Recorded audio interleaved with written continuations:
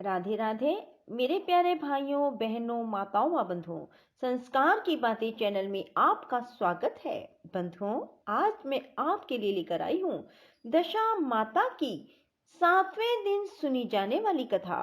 बंधुओं, चैत्र कृष्ण प्रतिपदा से लेकर चैत्र कृष्ण दशमी तक दशा माता के व्रत किए जाते हैं और दशा माता की व्रत कथा सुनी जाती है। बंधुओं, जो मनुष्य दशा माता के व्रत 10 दिनों तक नहीं कर पाते, वे यदि 10 दिनों तक दशा माता व्रत कथा को भी सुनते हैं तो उन पर किसी प्रकार की कोई बुरी दशा नहीं रहती। बंधुओं, यदि आपने हमारे चैनल को अब तक सब्सक्राइब नहीं किया तो जरूर करें और बेल आइकन दबाना ना भूलें, ताकि आपको हमारी आने वाली सभी वीडियोस की जानकारी सबसे पहले हो सके। बंधुओं, वीडियो को पूरी सुनने के बाद कमेंट बॉक्स में जय दशा माता जरूर लिखें। बोलो दशा माता की जय हो। एक वृक्ष पर नर और मादा 2 पक्षी रहते थे। उनके कोई संतान नहीं थी। अन्य पक्षी मादा पक्षी को बोझ कहकर घृणा करते थे।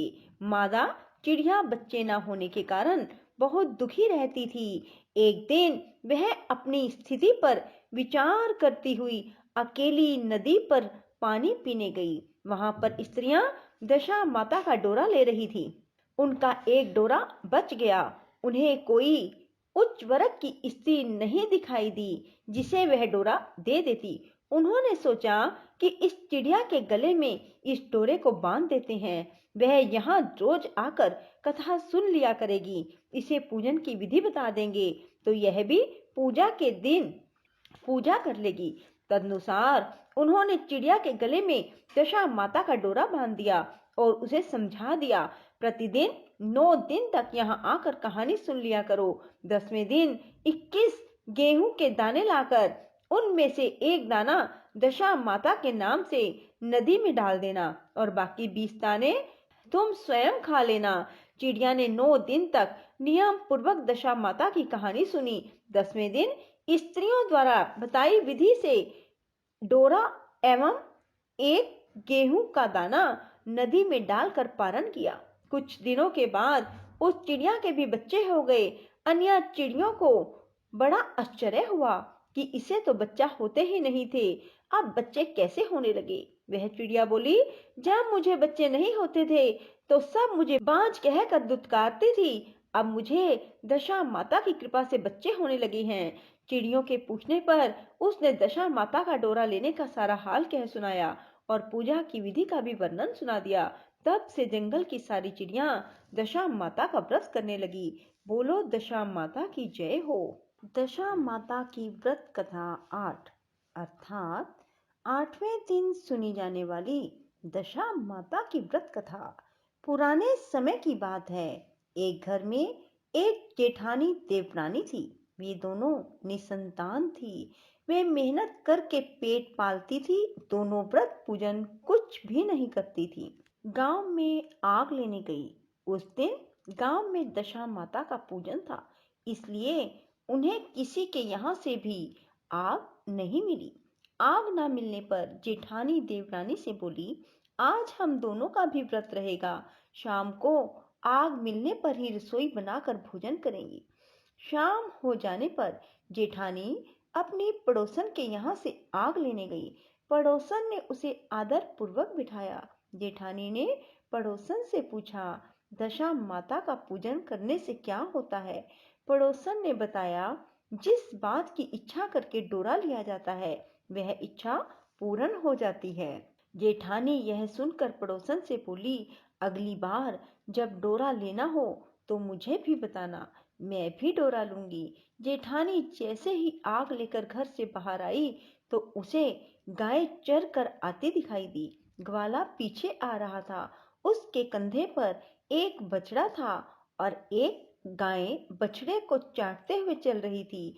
पड़ोसन ने ग्वाले से पूछा, तुम्हारी गाय के पहली बार प्रसव हुआ है क्या? ग्वाले ने बताया, हाँ। पड़ोसन ने फिर पूछा, गाय ने बछड़ा दिया है बछिया? ग्वाला बोला, बछड़ा है। यह जानकर जेठानी ने पड़ोसन से कहा कि घर जाकर दशा माता का डोरा ले लो। 9 दिन तक व्रत रखकर कथा सुनना। 10वें दिन सिर सहित स्नान करके पूजन करना। दशा माता चाहेंगी तो 10 दिन के भीतर ही तुम्हारी मनोकामना पूरी हो जाएगी। जेठानी ने घर जाकर सारी बातें देवरानी को बताई। दोनों ने दशा माता से मनौती मांगी कि यदि हम दोनों की संतान होगी तो हम सुहागिनों को न्योता देंगे। दोनों ने दशा माता का डोरा लिया। दशा माता की कृपा से डोरे की पूजा से पहले ही दोनों दरानी जेठानी गर्भवती हो गई। 9 महीने 9 दिन के बाद दोनों के यहाँ 2 लड़कों ने जन्म लिया। बालकों के नामकरण संस्कार के बाद देवरानी ने जेठानी से कहा, हमने जो सुहागिनों को न्योतने की मिनौती मांगी थी उसे अब पूरा करना चाहिए। जेठानी ने कहा, अभी ऐसी क्या जल्दी है? जब लड़कों को अन्नप्राशन संस्कार होगा तब सुहागिनों को न्योता देंगे। अब लड़कों का अन्नप्राशन संस्कार हुआ तब देवरानी ने जेठानी से सुहागिनों को न्योतने की बात कही, परंतु जेठानी ने बात को टाल दिया और कहा, लड़कों के मुंडन संस्कार पर सुहागिनों को न्योता देंगे। होते होते कुछ समय बाद लड़कों का मुंडन संस्कार भी हो गया। देवरानी ने जेठानी को सुहागिनों के न्योतने की बात कही। जेठानी बोली, लड़कों की सगाई के समय ही सुहागने न्योती जाएंगी। लड़के बड़े हो गए, उनकी सगाई भी हो गई, परंतु जेठानी ने अब की बार भी सुहागिने नहीं न्योती। जेठानी बोली, जिस दिन लड़कों के फेरे होंगे उसी दिन सुहागिनों को न्योता देंगे। देवरानी बोली, बहन तुम्हारी जब इच्छा हो तुम तब न्योतना, परंतु मैं तो लगन के दिन ही सुहागिनों को न्योत दूंगी। देवरानी ने लगन के दिन ही सुहागिनों को न्योता दिया, परंतु जेठानी ने कुछ भी परवाह नहीं की। लगन के बाद मातृ का पूजन करके दोनों दूल्हे बारात सजकर बैंड बाजे सहित ब्याहने चल दिए। देवरानी के बेटे का विवाह बड़े धूमधाम से सकुशल पूर्ण हो गया, परंतु जेठानी ने सुहागिनों को न्योता नहीं दिया था, इसलिए दशा माता ठीक फेरों के समय उसे उठा कर ले गई। दूल्हे के सहसा गायब हो जाने के कारण वर कन्या दोनों में हाहाकार मच गया। उनकी बारात खाली हाथ घर लौट आई, परंतु लड़की की माता बड़े संकट में पड़ गई। इस अधब्याही लड़की से कौन विवाह करेगा? पड़ोस की चतुर सुहागिनों ने लड़की की माता को समझाया कि ब्याह का जो सामान बचा है उस सामान को लड़की के हवाले कर दिया जाए। लड़की भिखारियों को सदा व्रत देने लगी। एक दिन एक साधु तीर्थ यात्रा करता हुआ वहां आया। गांव से घने जंगल में एक पीपल का पेड़ था। लोग इस पीपल के पेड़ को पारस पीपल कहते थे। उसी पेड़ पर दशा माता का निवास था। साधु चलता चलता शाम को उसी पेड़ के नीचे ठहर गया। झाड़ूदार ने आकर उसी पेड़ के पास के मैदान में झाड़ू लगाई। भिस्ती ने मस्क से वहां पर छिड़काव कर दिया और माली ने यहाँ फूल बिखेर दिए। तब अनेक देवता अनेक प्रकार की पोशाक पहनकर आने लगे तथा स्थान पर बैठ गए। सबसे बाद में स्वर्ग के राजा इंद्र का सिंहासन उतरा। इसी के साथ स्वर्ग की अप्सराएं आकर सिंहासन के चारों ओर नाचने लगी। उसी समय अधब्याहे लड़के को गोद में लेकर दशा माता पीपल के पेड़ से नीचे उतरी। इंद्र के साथ स्वर्ग से एक सूरा गाय भी आई। उसने 2 गिलास दूध दिया। लड़के ने अधब्याहे के भाग का एक गिलास अलग रख दिया, दूसरे गिलास का दूध भी पी लिया। जब तक अप्सराओं का नाच गान होता रहा, दशा माता लड़के को गोद में लेकर बैठी रही। प्रातःकाल होते ही देवताओं का दरबार भंग हुआ। साधु भी वहां से चलकर नगर में आया। साधु महाराज गांव में भिक्षा मांगते मांगते अधब्याही लड़की के घर जा पहुंचे। लड़की ने आदरपूर्वक साधु को बिठाया और भोजन तैयार किया। लड़की ने 3 पत्तल परोस कर रखे। पहली पत्तल अधब्याही अपने पति के लिए रखी, दूसरी पत्तल बाबा जी के सामने रखी और एक पत्तल अपने सामने रखी। बाबा ने अपने आप कहा, वहां जो बात मैंने रात वहां देखी वही बात यहीं भी देखने को मिल रही है। लड़की ने पूछा, क्या बात? बाबा जी, साधु बाबा ने बात टालते हुए कहा, हम बैरागी लोग ऐसी अनेक बातें कहते रहते हैं, तुम्हें ऐसी बातों से क्या लेना, तुम तो भोजन करो और भगवान का भजन करो। लड़की ने हट पकड़ ली। उसने कहा, जब तक आप अपनी कही बात का खुलासा नहीं करेंगे मैं भोजन नहीं करूंगी। इस पर भी साधु बाबा चुप रहे। तब लड़की बोली, आप साधु हैं और मैं सती हूँ। आप या तो अपने कथन को स्पष्ट कीजिए, आपने रात में क्या देखा, नहीं तो मैं आपको शाप दे दूंगी। तब साधु बाबा ने रात का सारा किस्सा कह सुनाया। यह सुनकर लड़की ने बाबा के साथ पीपल के पेड़ पर जाने का निश्चय कर लिया। साधु बाबा आगे आगे चले, लड़की उनके पीछे पीछे चलती रही। साधु बाबा लड़की को पारस पीपल के पास छोड़कर चले गए। नित्य की तरह सफाई कर्मचारी ने झाड़ू लगाई, भिश्ती ने अपनी मशक से पानी का छिड़काव किया और माली ने फूल बिछाए। देवताओं के राजा इंद्र आए, अप्सराओं का नाच गान आरंभ हो गया। उसी समय दशा माता पीपल के पेड़ पर से उतर कर दरबार में बैठ गई। लड़के ने सुरा गाय का दूध लिया और एक गिलास अधब्याही लड़की के लिए रख दिया। जैसे ही लड़के ने दूध का गिलास मुंह पर लगाया, त्यों ही लड़की का दूसरा गिलास हाथ में लेकर वर के सामने आ गई। त्यों ही लड़की दूसरा गिलास हाथ में लेकर वर के सामने आ गई। वह बोली, अपना भाग लेने के लिए मैं उपस्थित हूँ, मेरे लिए क्या आज्ञा है, मैं सेवा करने के लिए तैयार हूँ। तब लड़का बोला, मैं इस तरह से तुमसे नहीं मिल सकता, मैं दशा माता की सेवा में रहता हूँ। मुझे अभी दरबार में जाकर दशा माता की गोद में बैठना होगा। यदि तुम्हें मुझसे प्यार है तो दशा माता को प्रसन्न करके उनसे मुझे अपने लिए मांग सकती हो, तब मैं तुम्हारा हो सकता हूँ। लड़का दूध पीकर दशा माता की गोद में जाकर बैठा। लड़की अप्सराओं के साथ नाच गाने लगी।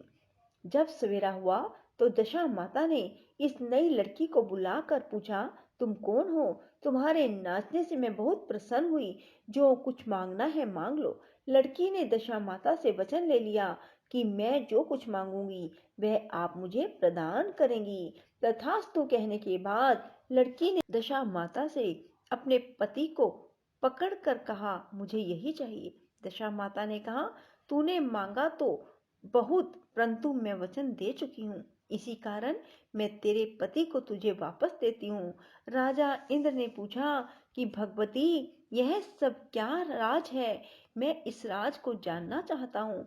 तब दशा माता ने बताया कि यह लड़का मेरे वरदान से ही प्राप्त हुआ था और इसकी माता ने मनौती मांगी थी कि लड़का पैदा होने पर मैं सुहागिनों को न्योता दूंगी, परंतु उसने अभी तक अपना वचन पूरा नहीं किया। इस कारण मैं इस लड़के को विवाह मंडप से उठा लाई थी। यह लड़की इसकी अधब्याही पत्नी है और पतिव्रता है। पतिव्रता होने के कारण यह देव समाज में पहुंचकर मुझसे अपना पति मांग रही है। दशा माता के ऐसे वचन सुनकर इंद्र सहित सभी देवताओं ने वर वधु के ऊपर पुष्प की वर्षा की। तब तक साधु बाबा भी वहां पर आ गए। साधु बाबा दूल्हा और दुल्हन को साथ लेकर गांव की ओर चल पड़े। जब ये तीनों गांव के समीप पहुंचे तो गांव वालों ने दूल्हा दुल्हन को देखकर लड़की के पिता को सूचना दी, तुम्हारी पुत्री दूल्हे के साथ आ रही है। जिस दिन से लड़की चली गई थी उसके पिता ने लोक अपवाद के डर से बाहर निकलना बंद कर दिया था। गांव वालों की यह भी बात सुनकर उसने घर के किवाड़ बंद कर दिए। उसने समझा लड़की साधु बाबा के साथ आ रही होगी, इसलिए लोग मेरा उपहास कर रहे हैं। जब गांव के गणमान्य व्यक्तियों ने भी यही बात बताई, तब उसने घर के किवाड़ खोले और बाहर निकला। जब उसने सचमुच अपने द्वार पर लड़की और दामाद को खड़े देखा तो उसकी प्रसन्नता का ठिकाना न रहा। लड़की के पिता ने इस खुशी के मौके पर बहुत दान पुण्य किया और फिर से विवाह की तैयारी की। लड़की ने अपनी माता से कहा कि इस तरह से विवाह नहीं होगा, पहले दूल्हे की माता सुहागिनों को न्योता देकर बारात लेकर आए, तब विवाह के नेक पूरे किए जाएं। लड़की के पिता ने लड़के के घर पर खबर भेजी। लड़के की मां ने पहले सुहागिनों को न्योता दिया, तब बारात चली। बड़ी धूमधाम से विवाह हुआ। वर वधू दोनों अपने घर पर आ गए। वधू की खुशी में लड़के की माता ने दोबारा सुहागिनों को न्योता दिया। उसी समय से विवाह के दिन वर के घर पर सुहागिनों को न्योता देने की प्रथा चली आ रही है। दशा माता ने जिस तरह सती की दशा बदली, वैसे सबका कल्याण करें। बोलो दशा माता की जय हो। राधे राधे। जय श्री कृष्णा। बंधुओं, यदि आपको हमारी वीडियो पसंद आए तो इसे लाइक करें और शेयर भी जरूर करें। धन्यवाद।